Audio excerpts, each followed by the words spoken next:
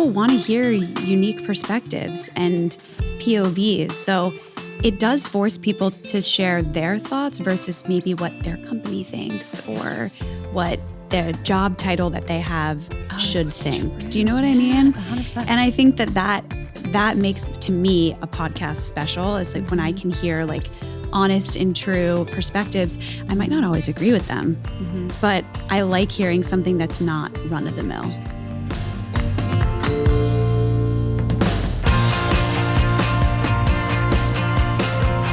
Welcome to the Podcast Ally Podcast. I'm Dr. Sarah Glova, keynote speaker and workshop facilitator, and I am on a mission to find out how to be the best podcast guest. So I'm talking with hosts, people who have been guests on hundreds of podcasts, and podcast network executives so I can learn the good and the bad, what works and what doesn't, and how I can build my brand through podcast guesting. With me today is Molly Baker, founder and CEO of Indie Consulting, a full-service marketing consultancy with offices in Raleigh and in New York. Indie has been building, growing, and transforming brands around the globe since 2018. Molly, we're so thrilled to have you in the studio. Thank you for having me. Yeah, I know you split your time between Raleigh and New York, so we're happy to catch you on a Raleigh week, I guess we'll say. Yes, me too. Yeah. Great to be here. And I've been listening to some of your podcasts, that's one of the best things about having guests who are on a lot of podcasts. So I feel like I've been hanging out with you in preparation for this show. And I am dying to talk to you about how you've made podcasting a part of your overall digital marketing strategy. But we do have a question that we ask all of our guests first. And it's, do you mind telling us about your worst podcast experience? Yes. So I think my worst podcast experience was, we were still in that like fresh post-COVID era, and it was a remote, digitally recorded podcast. And the connectivity wasn't great and the software wasn't great. And so we were constantly kind of stopping the conversation and restarting. And it just felt, and I was looking at a blank computer screen, like I couldn't see the guest. And that felt really weird to me. I had nothing to go off of. So you're talking to a blank screen. There's like the stuttering, stopping and starting. So you're not really getting in a groove. Oh, I can feel the awkwardness from here. Yes. And then it ended. I was like, I think that was terrible. Like you're like, I have nothing. I have no vibe check to hang on to at all. Did you end up publishing that episode? Do you remember? I think we did. And it wasn't bad. So someone did some amazing editing. I think it's that's a cool thing to remember. I always find that when we ask this question, I end up pulling some inspiration out of it always, because no matter what the negative story is, usually we hear something positive like, oh, well, actually the episode didn't end up being that bad, or, oh, I learned this thing from that negative experience. So it's cool to hear that even though in your head you were like, this is not the vibe, it ended up being okay. It was okay with some editing. Yes, exactly. Oh, I love that. A little bit of inspiration for us this morning. Okay. So we want to talk about your podcast. And I mentioned I've been listening to some episodes. I really encourage you to go check this one out. It's such a cool concept. So it's called the Name Drop Podcast, and it was recently launched. Y'all don't reveal who the guest is. So as you're listening to it, and if you're watching it, like the video is blurred out, like kind of recording that interview with like the secret witness style. So we can't tell who it is until like midway through they do a reveal. And so it's called the Name Drop Podcast. Can you tell us about this and why you decided to start it?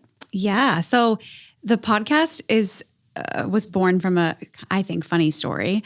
We were actually in this building where we are right now, having a full team on site at the end of last year-ish. And we were talking about different ways that we could produce more thought leadership content and have an opportunity to connect with more people outside of our current client base and immediate networks. And I was talking to the team. I'm like, guys, I have this great idea. Let's launch a webinar series. And like all these Gen Z lovely people that work for me were sitting there like, is she serious? And someone was like, Molly, anyone has a podcast, you cannot do a webinar. And everyone else like, agree. And I was like, okay, well, we're not doing a webinar series. And I just aged myself. So the webinar word, is that like the side part and the skinny jeans? I think like so. It's getting us elder millennials. Yeah. That's target. Okay. I think so. Yeah. And I was Add like, all another right, one to the well, list. I was just humbled, which is good. And so then we were like, all right, well, let's do a podcast then. Like what's the concept? And I had been to a female founders dinner in New York City a couple of weeks before, where the concept of the dinner was you were invited to come, you didn't know anybody in the room. And until a certain point in the evening, you couldn't tell anyone what your company was, Oh my gosh. You could only share your first name. Okay. And then they took you through all these discussion topics. You were learning about each other without the pretense of, I'm the founder Here's of my this. title. Yes, exactly. And this is my business. But it was for founders. So you knew everyone was a founder, Yes. but you didn't know what their business Correct. was or how long they had been Correct. in business. Wow. And it was it was a very cool experience. So I had been sharing that with the team, and we were like, what if we created a podcast that was a similar setup?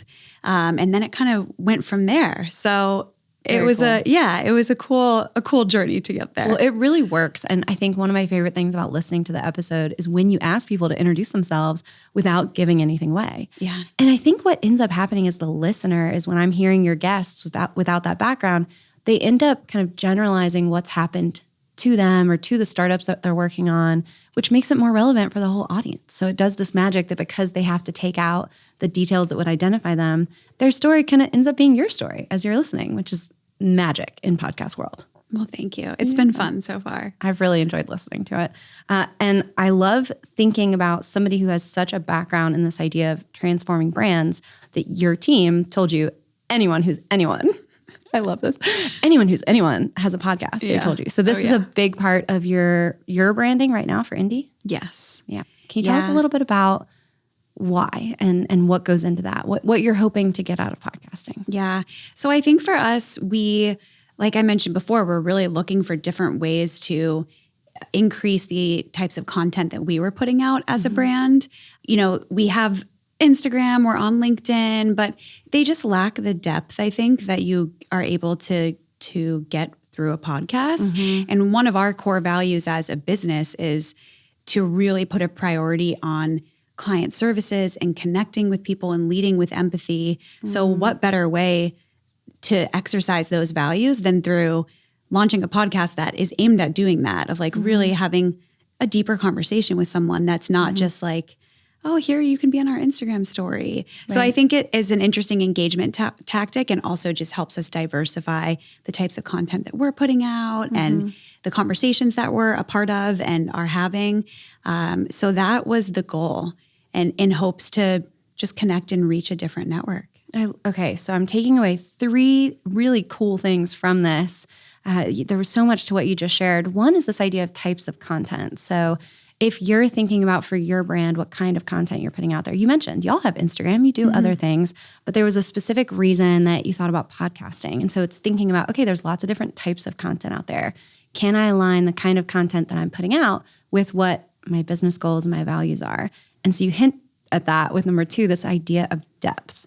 And this came up in one of the episodes that I was listening to of Name Drop. And I won't say the name because I don't want to reveal who it was, but it was the one that was talking about business models that you can use to be successful.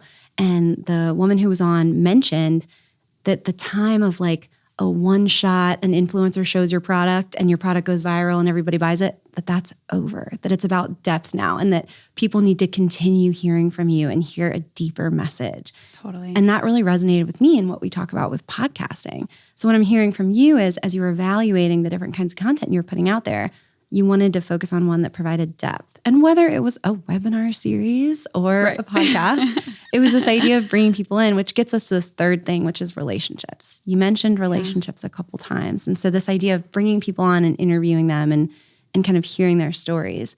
A lot of our audience members who listen to this podcast, they're thinking about getting into podcast guesting. And so as they think about finding podcasts where folks are trying to build those relationships, do you have any advice for how they can try to come across in a way that builds that relationship successfully as they're thinking about building their brand, but also serving the podcast that they're on? Have you seen anything from your guests that just spoke to you that really worked?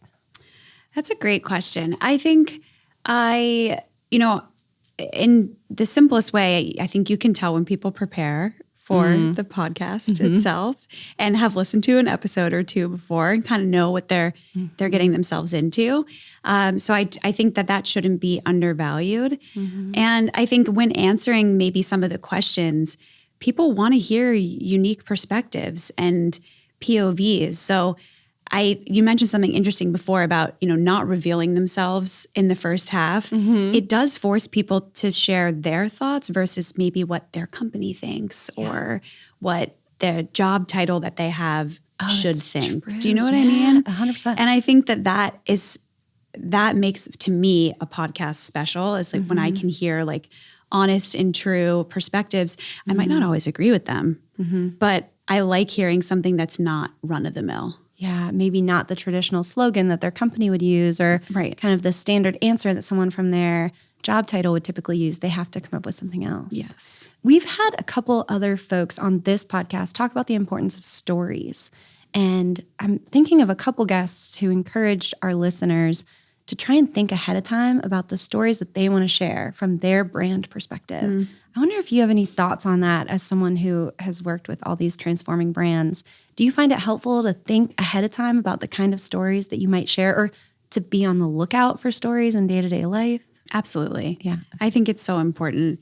And showing your experiences or perspectives through storytelling.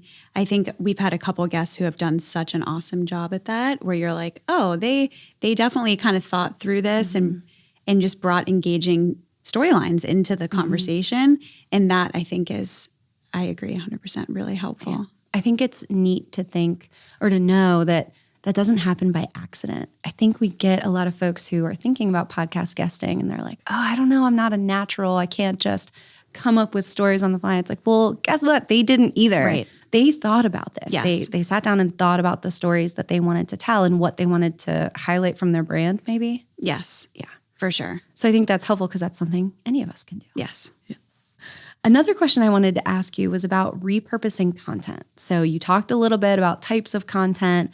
Something I'm noticing a lot in the digital marketing space is you don't use something once. You do something and then you chop it up 100 ways from Sunday and put it on a bunch of different platforms and a bunch of different formats. So short videos, newsletters, websites, blog posts. I'm even going to throw in webinars if we want to be apparently old school. I'm going to try to bring that back. So can you give us your perspective just as an expert in this space, all the different kinds of content? Is it like hashtag repurpose time? Absolutely. Okay. Absolutely. I mean, we still have clients who are just trying to create the highest volume of net new assets they can all the time. And it's a waste, honestly. But I think you have to find the right balance because on the flip side, we also see people that, use the same 5 pieces of creative like over and over and over again. And that's also not a great experience. Okay.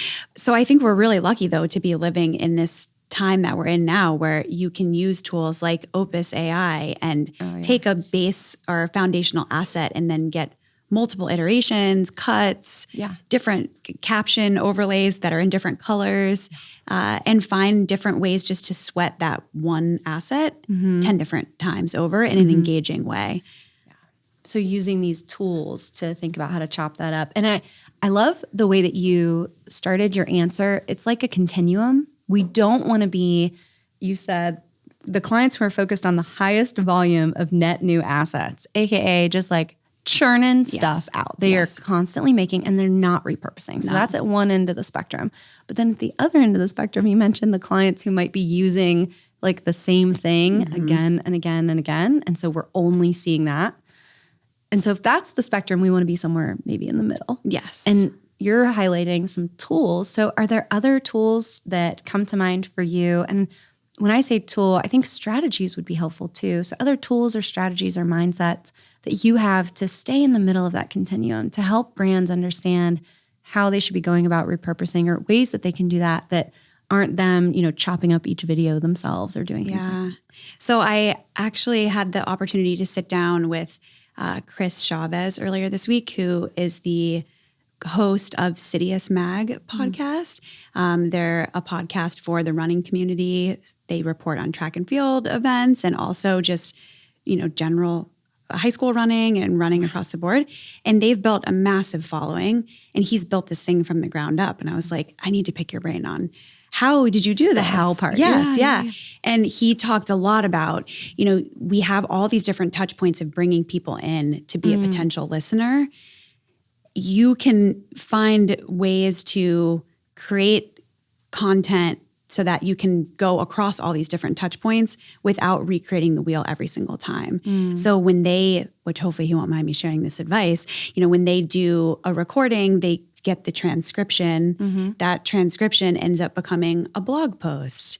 And then they take clips of that to make quote graphics, and those get shared. And then there's the video piece that gets chopped up, and one for a TikTok and one for an Instagram. And again, not recreating the wheel every single time, but just finding these really interesting and creative ways to take the base content and then stretch it across these different touch points. Wow. Yeah.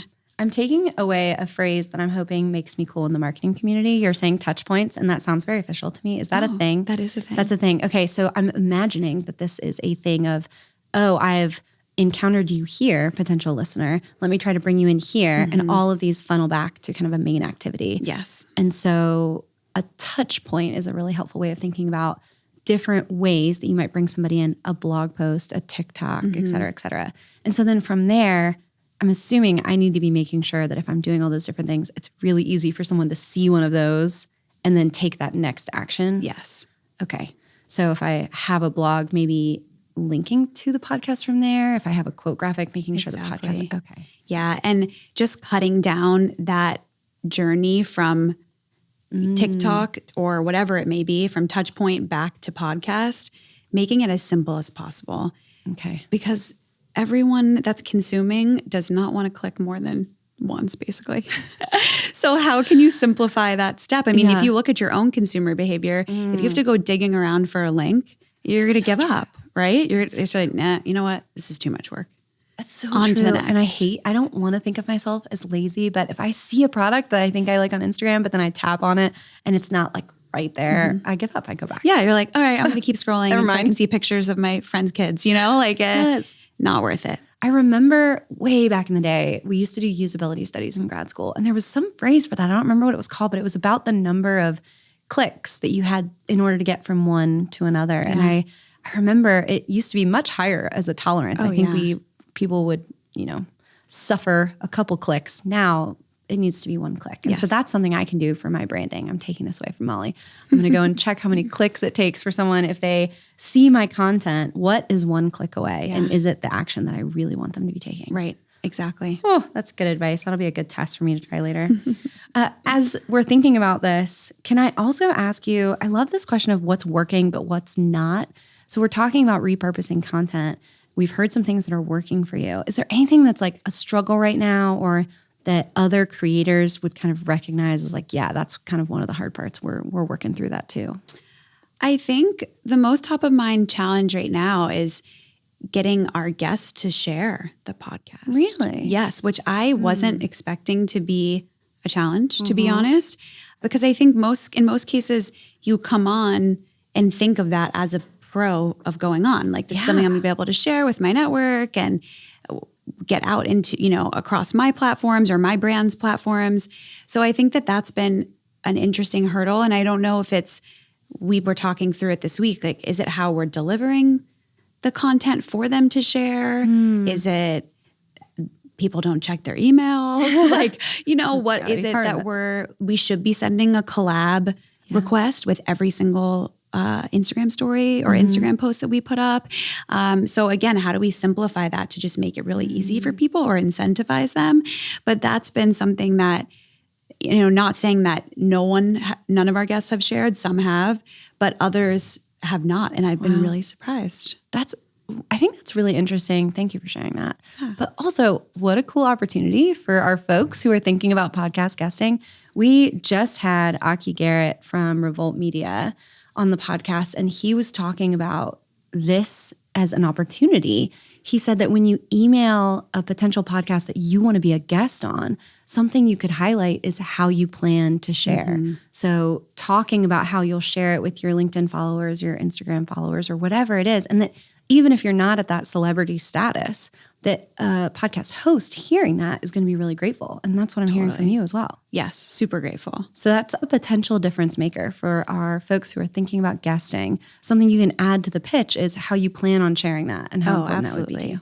Yes. I love it. And that fits into our digital marketing content strategy. #touchpoints. I learned a new word today.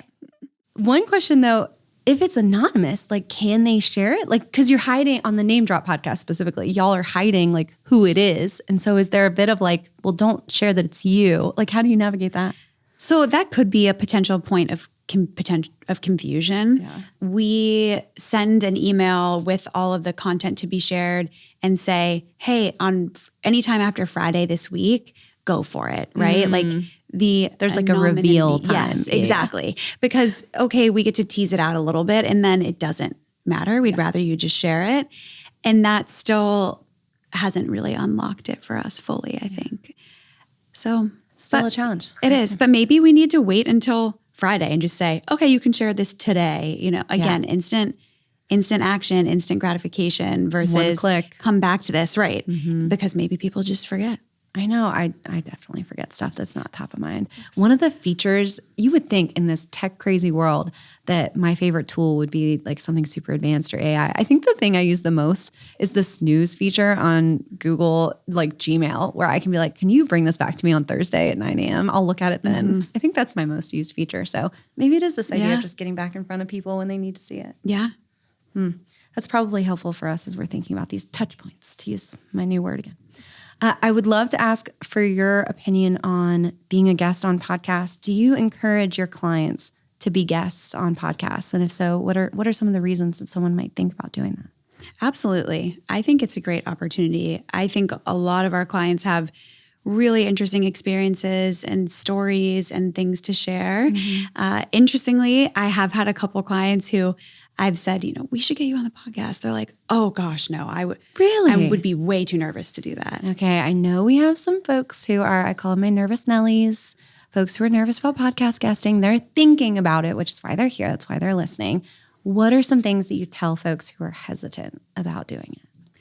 I say, well, why not? And let's just have a conversation. We have conversations all the time. So how this wouldn't be any different than that. Yeah. And I'll send you things to prep for before so you can think through it, but just think about it as us sitting down and talking for half an hour. And that you have some really interesting things to share. I think everyone does. So I try to just make it more of it shouldn't be a scary experience, if that makes sense. It's just a conversation. Yeah. There just happen to be microphones there. It's just a conversation. If you're looking for an example of a podcast that feels like a conversation, I think check out Molly's work because you do make it a conversation. I love when your guests sit down, you're like, how are you? How are you doing today? What's going on with you? Like it feels like a conversation. So certainly if folks are nervous, they can look for other podcasts where it really is just a conversation. Maybe also look for ones that aren't live like this. Yes. If you said something, if you messed up or whatever it is, it makes you less nervous to know we can edit that out. Totally. Yeah. Oh, great advice. Now I'm sure that you have to answer this question a lot then, but what do you consider to be the ROI or return on investment? I'm using all my marketing terms today. I'm trying really hard. What do you think of as the ROI from a branding or digital marketing standpoint when you talk about podcasting? How do you measure that? Yeah. So there is no direct way for us to measure it right now, of course. But I think as our business has grown and, we do B2B sales. So when we do these different activities, whether it be content creation on LinkedIn or social media or attending conferences or events or hosting workshops, or webinars, you never know. I put podcasting as like another line item in that bucket of activities that we do. And I think we can start to directionally see as we do more of this, is it helping us increase our momentum of leads that we might be connected to or prospects that come into our ecosystem and then are able to say, okay, this podcast is doing something for us. And I had a client of ours reach out to me a couple weeks ago, and he was like, I want to connect you with the CEO of XYZ company. I've been noticing from afar all your content. Your business looks like it's doing really well. And I thought, okay, so with the podcast, we've increased the amount of content that we put out. And now I loosely correlate to, okay, it's working because we have a bigger voice, and that was part of the goal.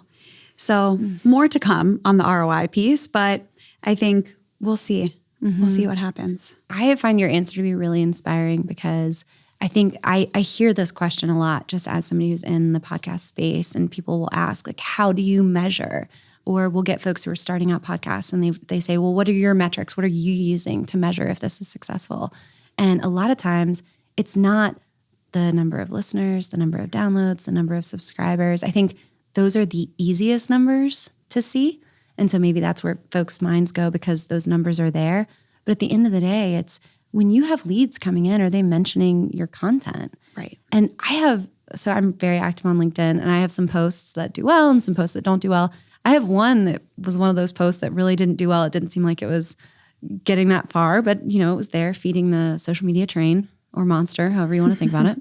And then I got a message from somebody I knew who had saw the post and they wanted to bring me in on a project that was related to that topic. And so if I was just measuring the success of that by likes, right, not very successful. But if I'm measuring it based on the conversations that it starts, much more successful. Exactly. So I think there has to be a curiosity there then when you get folks coming in. Are you actively asking them kind of where they've heard about you or how they found you or things like that to try to get some of that data? Yes.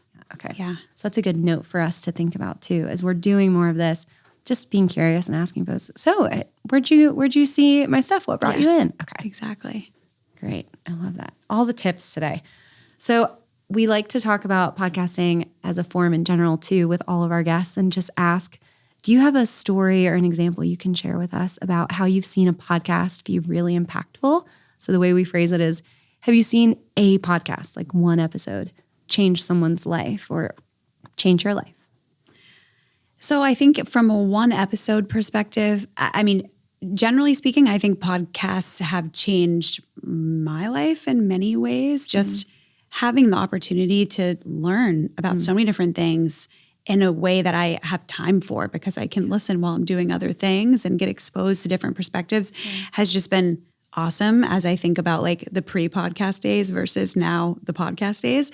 But interestingly enough, I was on a call with someone on my team this week and we have a client who in the area who does podcasting as part of their brand strategy. And she was on like helping them do some of the production work. Someone from your team was helping my client with the podcast. And she said to me afterwards, I started crying during the podcast because it resonated so much with me. And I was really relating to what they were talking about. And I thought, well, that's really an amazing experience to be able to have that. And that's just through the work that, she's helping them figure out what they're going to put on social media. Right. So I think it's cool to see that and just see how these conversations impact and influence people. Yeah. I can get emotional thinking about, the potential to hit somebody with a message when they really need to hear it. Exactly. Is very cool. Yeah. Well, do you have any, based on that kind of love for the form, do you have any advice or thoughts or remarks that you would share with someone who's thinking about getting into podcast guesting? So they're listening to this, they're thinking about, okay, maybe I want to do this. Maybe I want to try to be a podcast guest. Any words of advice? I think my advice would be to go for it. And I really believe that everybody has a different and unique perspective on whatever the topic may be. And if you can form your stories around those thoughts and have something that you're passionate about or interested to talk about, then there should be no reason why you shouldn't go and share your voice. I love it. Okay, there's your moment of inspiration. And I think if you want to try it out, go have a conversation with some friends. Tell your friends what you want to try to talk about. And based on what Molly shared, podcasting is a conversation. So have them take you out to coffee and ask you some questions about whatever topic is that you're interested in, and you can kind of test it out that way. Totally. Love it. So for our folks who they're hooked, this was their touch point to learn more about you and what you do, and also the Name Drop podcast. What's the best way for them to follow you and follow your work? Yeah. So you can find the podcast on all places that you can find podcasts. And again, it's the Name Drop podcast. We also are on Instagram at namedrop.pod. And then you can find Indie Consulting on LinkedIn as well. So LinkedIn is the space for Indie. Yes. And then you're traveling back and forth, but we do get to see you here in Raleigh sometimes. Yes. But then also you've got your New York-based office. Yes, exactly. Great. Awesome. Well, that makes an interesting follow there just to see all your travels.